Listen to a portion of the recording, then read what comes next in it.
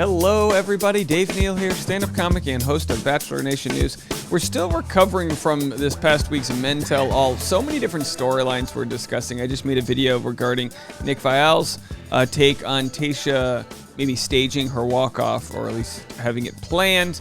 And now we've got Ryan saying that he got the villain edit. Now, listen, I always love when people decide to fight the powers that be when it comes to the edit they received. You know, a lot of times they're probably afraid to even comment because of their contract, but the villains are always like, hey, I didn't do that, or I wasn't that bad, or, you know, he makes this kind of teeth face here. So clearly he grit his teeth, but is now sharing his side of the story. We'll hear from what Ryan has to say. Plus, I got myself into some of the controversy by commenting on this issue. That's what I do, Dave. You know what I mean? I just say things and then people get upset. And it's not their fault. I'll explain why I didn't properly prosecute my point in a second. Now, do me a favor if you want to check out today at 5 p.m. Pacific time, we have a gingerbread live stream.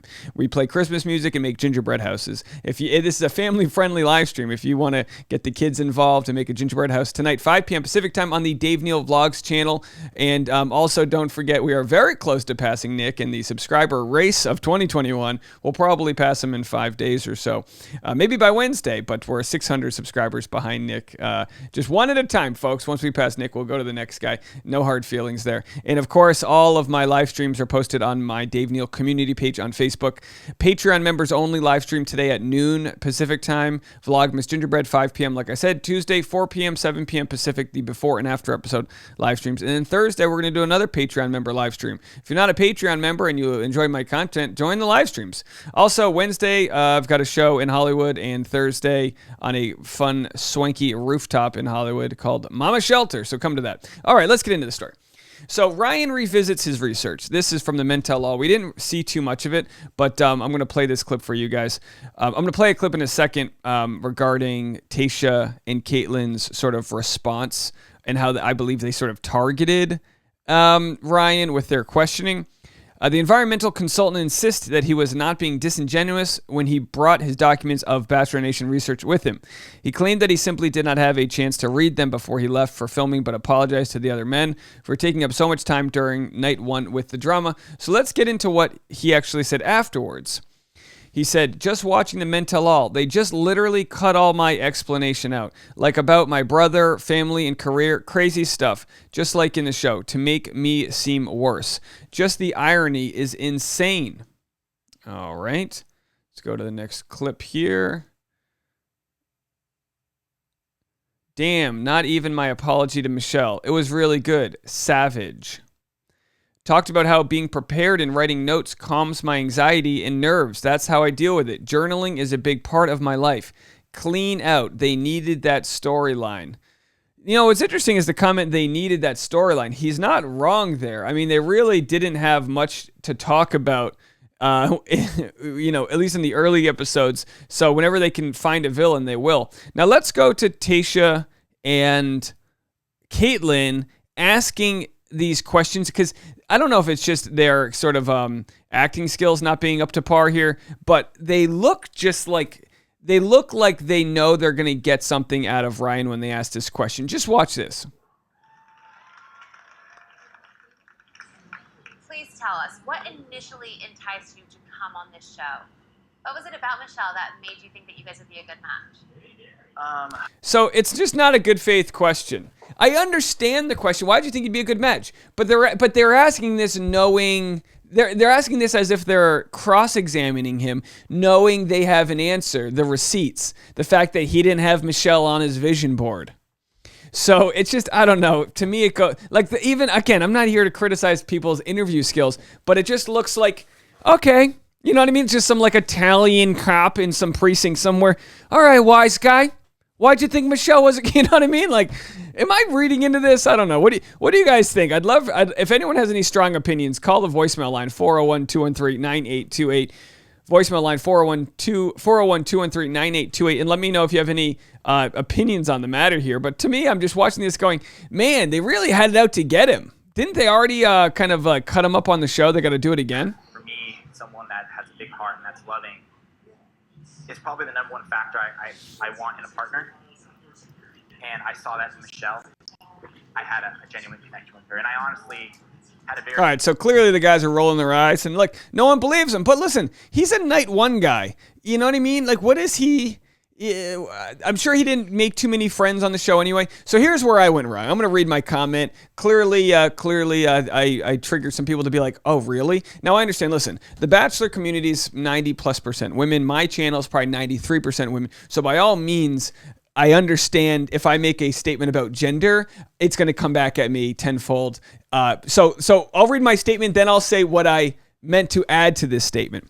They did him wrong, and honestly, you hate to play the gender card, but I think we don't properly discuss neurodiversity in men. Some people need to organize their thoughts through journaling and planning. They missed the chance to have a larger conversation here. So what I would add with this, I meant on the show, I truly do understand that, and I'm very well aware that the medicine community caters most of their studies on medicine to men, and a lot of women have been, left undiagnosed or misdiagnosed. Black women have a mortality rate in pregnancy that it's like a third world country level. We have huge problems in our country when it comes to biases in the medicine community and doctors not taking women's ailments seriously. 100%, 1,000%. I know a lot about this. I know I can always learn more, but I know a lot about this. My fiance talking about how late diagnosis for ADHD because it comes out differently in women than it does in men, whereas men will come in a lot of cases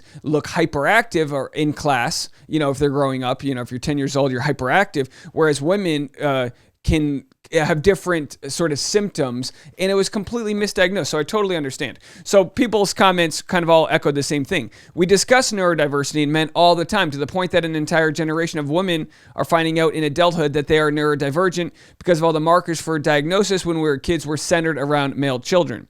I was diagnosed at 33. So, relatively all the same comments. And I said a few things saying, I meant that the show would villainize a guy here for his what apparently is his some form of neurodiversity. He when we talk about neurodiversity, people that are outside of the typical spectrum of like, oh, I keep all my ideas in my head. On the show, Ryan said, I didn't have enough time to plan. And all the other guys go, no one should plan for this. And in his brain, he's going, I plan for everything. We've made videos in the past about Ryan. Even his ex said, hey, he planned everything. Every minute of his vacation was planned out. Some people need to organize their daily schedule in their life through like a written journal and through these different techniques that other people don't.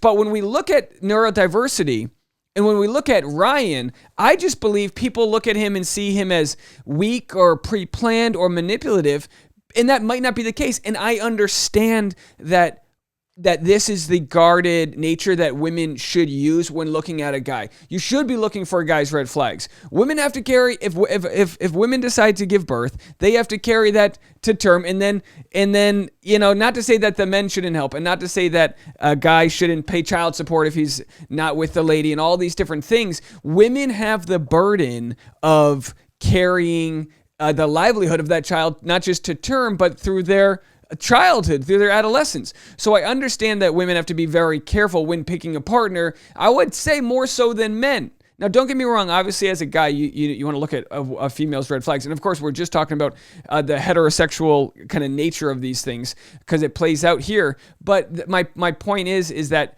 Ryan was looked at as someone who is a villain, as someone who, like, and I think generally in Hollywood, and again, you guys could leave a comment, leave a voicemail if you completely disagree. But I think in Hollywood, it's not sexy to look like Ryan, to be a planner, to be someone who's, I don't know, terms we use, OCD and anal. These are the terms that are used, right? When in fact, that's just the way his brain works. It's sexy to have a Gaston type who's just running around with his charm and looking like he has it all together. That's where we value. So my point that we don't discuss neurodiversity in men isn't that it's not discussed overall. It's that we don't see that as attractive. We don't see it and again, leave a comment, ladies, please. If you're thinking of this differently than me, we don't see it attractive.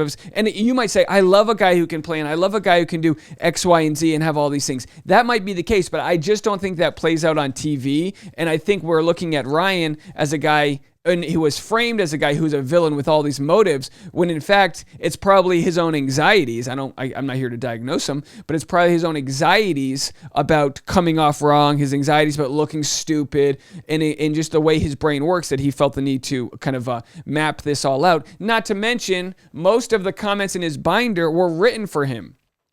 I first suspected, and this is from a couple articles here on the female burden of neurodiversity. I first suspected I might have ADHD after reading a 2013 article in The Atlantic headlined "ADHD is different for women." The piece laid out a form of the disorder that I'd never heard of before, characterized not by hyperactivity, but by inattention. I felt the hairs on my arms prickle as I read the author's description of herself.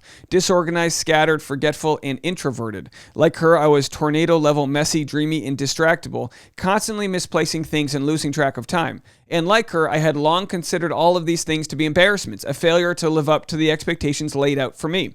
It took me another 5 years to pursue a formal diagnosis, but when I did, my hunch was finally confirmed. I have inattentive type ADHD, the same kind described in the Atlantic article, and the type most commonly diagnosed among girls and women. When I tell people I was diagnosed with ADHD as an adult, the conversation focuses on how long it took me to get a diagnosis and all the signs that were missed along the way. So she talks about all the different signs that are missed. There's been an increase in public attention on how ADHD manifests and is diagnosed based on gender. Though it's not an absolute distinction, boys with ADHD are often hyperactive and impulsive, and so they get noticed. Girls like me tend to be spacey and preoccupied, so we get overlooked. So it seems a little bit like the squeaky wheel gets the grease here. You know what I mean? Whereas the boys are just, it's how could you not diagnose them? They're bouncing off the wall. And again, it might be that there's definitely gonna be women that are more hyperactive where they're ADHD and more men that are introverted with theirs. So it's really on a spectrum here. So we're not saying it's one way versus the other. Harmful are the consequences of ADHD untreated, an all too common story for women like me who not only develop symptoms later in life, but also have symptoms, disorganization, and forgetfulness, for instance, that look different than those typically expressed in males.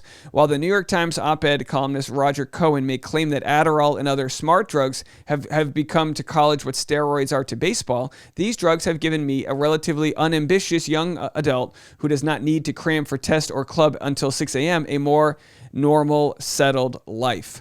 So again, I completely understand the comments that rejected my statement, and I kind of let myself down. We leave these comments. I just let myself down where I didn't properly execute my point here, because I do. So when I get lit up in the comment section, I don't take offense to it, because I understand that they're responding to a poorly worded comment, and I make videos like this to properly explain that. I do understand that the conversation around neurodiversity is centered around men, along with a ton of other medical conditions, and I do understand that is the case.